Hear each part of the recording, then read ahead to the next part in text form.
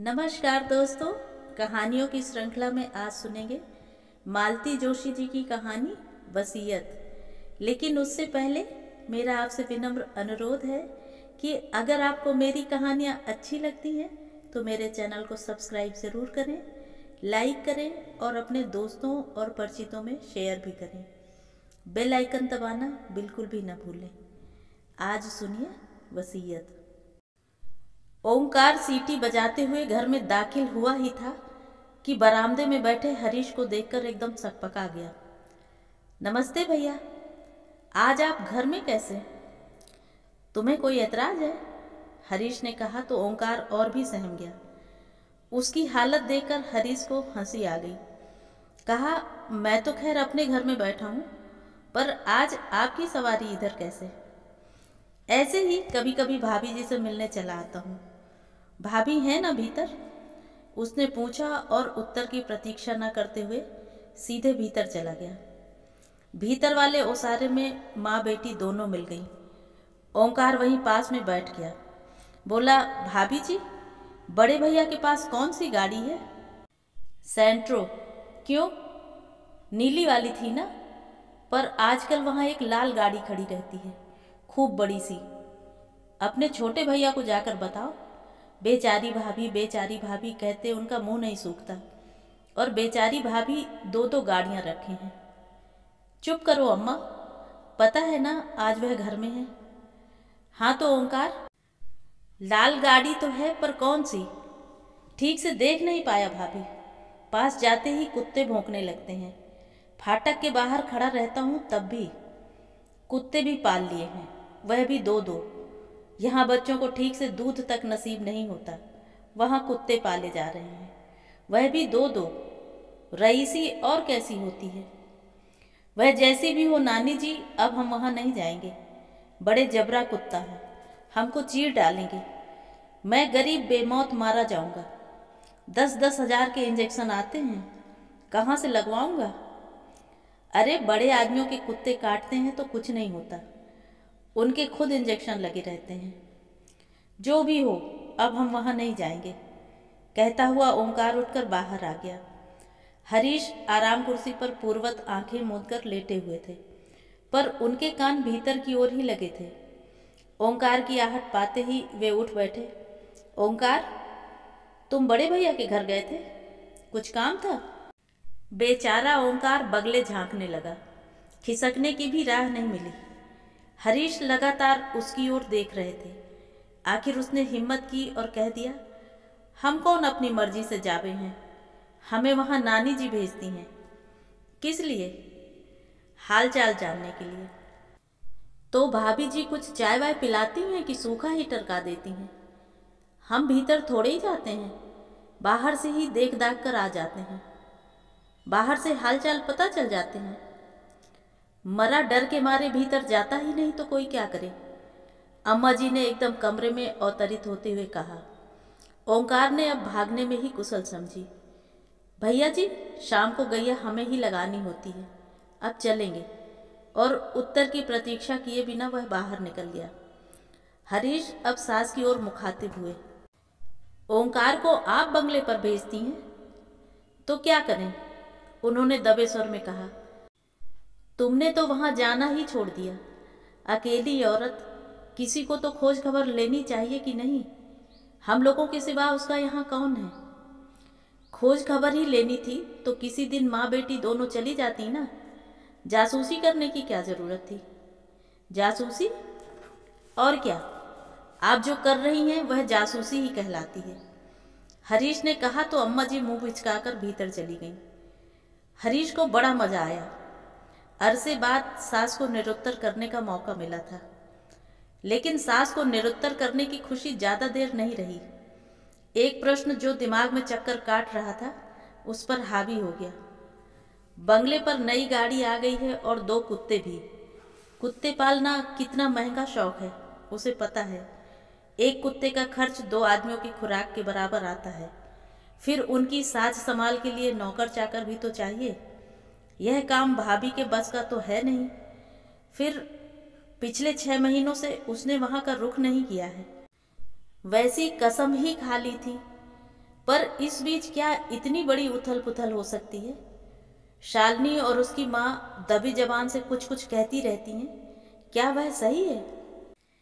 6 महीना पहले शुभम का रिजल्ट लेकर गया था।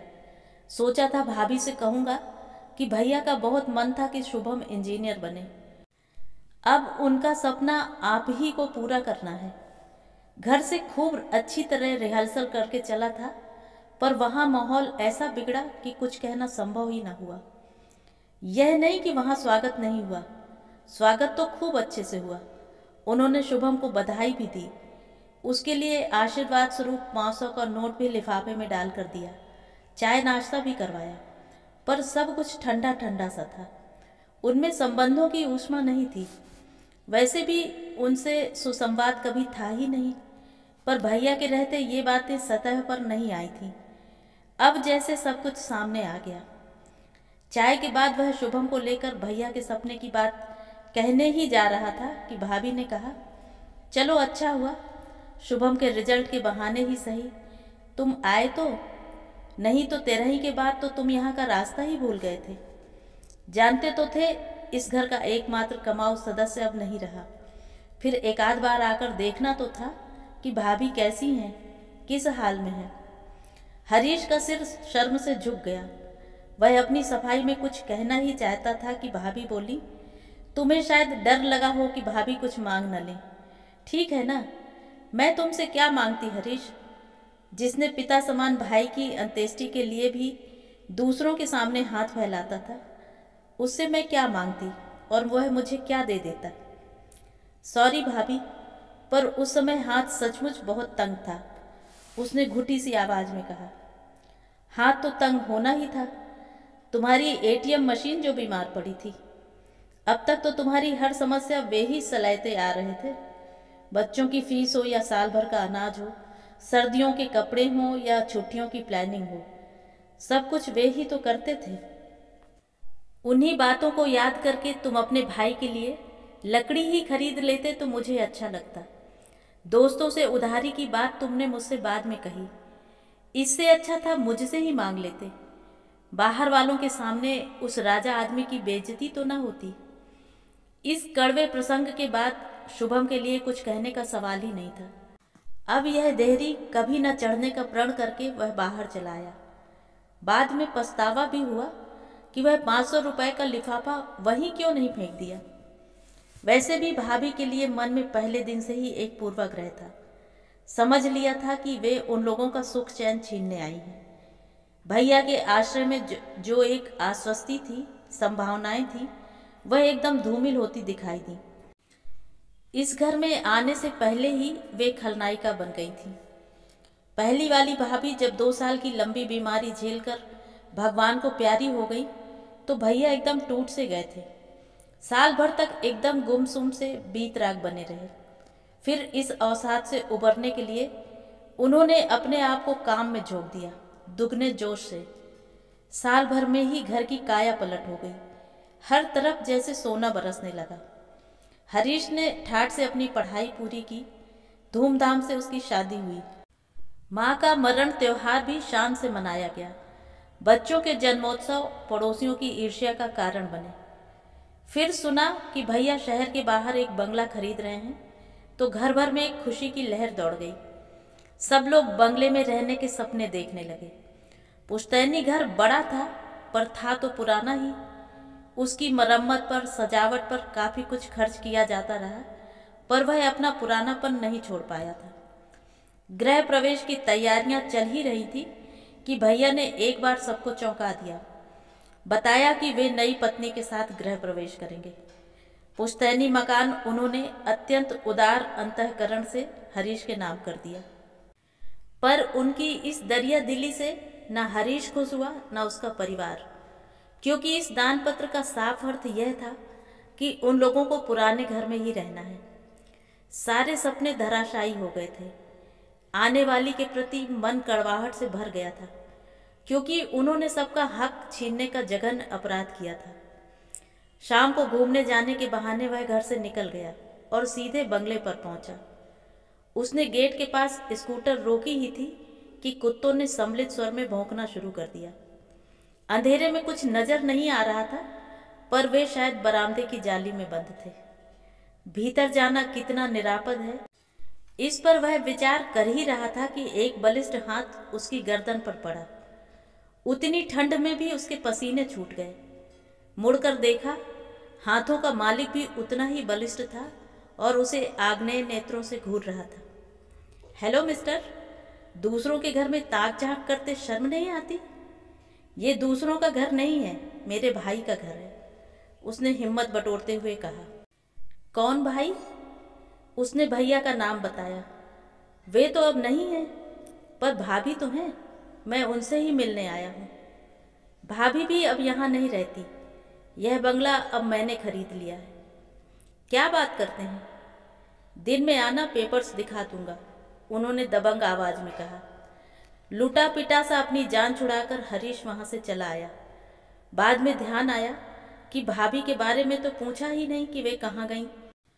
पर अचानक पकड़े जाने के कारण उसकी सिट्टी पिट्टी गुम हो गई थी। उसे कुछ होश ही न रहा। रात भर उसे नींद नहीं आई। शालिनी से बात करना चाहता था, पर हिम्मत नहीं पड़ी। जानता था अम्मा जी हमेशा कान लगाए रहती हैं। सासू माँ की निरंतर उपस्थिति उसे पहली बार खली। इकलौती कन्या से शादी करते समय केवल प्रॉपर्टी का ध्यान था। यह नहीं पता था कि दहेज में अम्मा जी भी साथ चली आएंगी। आई हैं तो चुपचाप बनी रहें, पर नहीं, हर घड़ी अपनी उपस्थिति दर्ज कराती रहेंगी। भैया तो पीठ पीछे उन्हें ललिता पवार ही कहते थे। शायद उनके आने के कारण ही दूसरी शादी के बाद उन्होंने अलग घर बनाने की सोची हो। बड़े भैया की इस शादी पर सबसे ज्यादा वक्र दृष्टि अम्मा जी की ही थी। शादी के बाद भाभी के यहाँ 2 बार उम्मीद जगी थी, पर हर बार खुशियाँ आधे रास्ते से ही लौट गई थी और शालिनी ने इसका श्रेय अपनी माँ को दिया था। तब से हरीश को उनसे डर सा लगने लगा था। क्या भाभी इस राज को जानती है? क्योंकि उसके बाद से ही उनके व्यवहार में एक ठंडापन सा आ गया था। शादी के इन 15 सालों में वे मन से किसी से जुड़ ही नहीं पाई। उन्हें घमंडी करार दे दिया गया था, पर दूसरा पक्ष भी तो कम दोषी नहीं था। उसने इस खाई को पाटने की कभी कोशिश ही नहीं की। दूसरे दिन सुबह सुबह वह मुंशी बाल मुकुंद जी के घर पहुंच गया। देर होने से उनके काम पर निकल जाने का डर था। भैया के बाद कई वकीलों ने उन्हें हाथों हाथ ले लिया होगा। ऐसे कर्मठ और कुशल लोग आजकल मिलते कहाँ हैं। भैया का कोई काम या संदेश लेकर इस घर में कई बार आया है। हर बार उसका ललक से स्वागत हुआ है, पर इस बार मुंशी जी का व्यवहार बड़ा रूखा लगा। दरवाजा उन्होंने ही खोला था। वहीं खड़े खड़े पूछ लिया, बोलो। बोलिए भी नहीं। एक क्षण को वह अप्रतिभ तो हुआ, पर उसने दूसरे ही क्षण हठधर्मिता के साथ कहा, आपसे कुछ बात करनी थी, भीतर आ सकता हूँ? अब मजबूरन मुंशी जी को रास्ता छोड़ना पड़ा। हरीश भीतर आकर बैठ गया। बैठक का कमरा उसे बदला बदला सा लगा, बदला बदला सा और परिचित सा भी। हाँ बोलो, मुंशी जी ने उसे चेताया। वह व्यवस्थित हुआ और बोला, मैंने सुना है भाभी ने बंगला बेच दिया है। हाँ, ठीक सुना है, 15 दिन पहले ही डील हुई है। हमें हवा तक नहीं लगने दी। मुंशी जी चुप बने रहे। हमारी रजामंदी की जरूरत भी नहीं समझी गई। ये कोई पुश्तैनी प्रॉपर्टी तो थी नहीं कि सबकी रजामंदी की जरूरत होती। वकील साहब की पर्सनल प्रॉपर्टी थी। वे उसे बेचते चाहे दान में दे देते। उन्होंने बंगला पत्नी के नाम कर दिया था। वे ही लीगल या नेचुरल वारिस भी थी। उन्होंने बंगला बेच दिया बस। और सामान का क्या किया? बेच दिया। वैसे भी इतना सारा सामान कहाँ ले जाती, कहाँ रखती, इसलिए जरूरत भर कर रख कर सब बेच दिया। अच्छा सामान था, हाथों हाथ बिक गया। किसने लिया? दोस्तों ने, पड़ोसियों ने, परिचितों ने। जैसे हमने यह सोफा सेट ले लिया, 2 पलंग और 1 अलमारी भी ली है। तभी हरीश को यहाँ कुछ पहचाना पहचाना सा लग रहा था। हमसे भी तो पूछ सकते थे, उसने तड़प कर कहा। तुमसे पैसे तो नहीं मांग सकती थी ना, इसीलिए नहीं पूछा। उन्हें पैसों की जरूरत थी, तभी तो घर बेचना पड़ा। इतना बड़ा घर मेंटेन करना मजाक थोड़े ही है। और तुम तो जानते हो, तुम्हारे भाई कैसे शाह खर्च थे। बचत के नाम पर शून्य ही था। आखिर बची हुई जिंदगी वे गुजारती कैसे।